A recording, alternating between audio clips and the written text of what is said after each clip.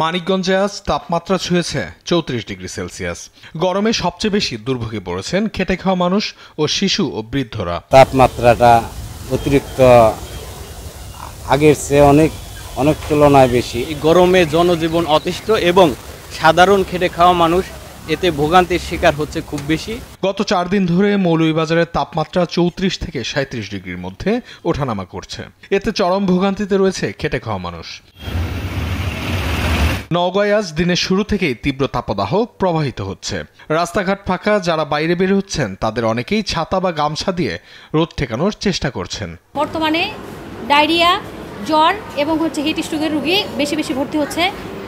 তীব্র তাপদাহের কারণে এই বাচ্চাগুলো অসুস্থ হয়ে যাচ্ছে। মেহেরপুর আজ তাপমাত্রা প্রায় ৩৪ ডিগ্রি সেলসিয়াস। দুপুরের দিকে আর্দ্রতা বেড়ে যাওয়ায় গরমের মাত্রা আরো অসহনীয় পর্যায়ে উঠে এসেছে। আজ কদিন ৪-৫ দিন ধরে খুব রোদ গরম।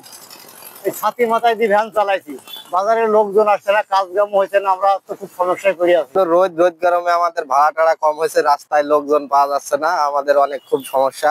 একের পর এক জেলা দাবদাহে বিপর্যস্ত হয়ে পড়েছে। গরমে শিশু, বৃদ্ধ ও খেটে খাওয়া মানুষের উপর তৈরি হয়েছে মারাত্মক চাপ। এতে জনস্বাস্থ্য হুমকির মুখে পড়েছে বলে মনে করছেন চিকিৎসকরা। নিউজ ডেস্ক, দেশ টিভি।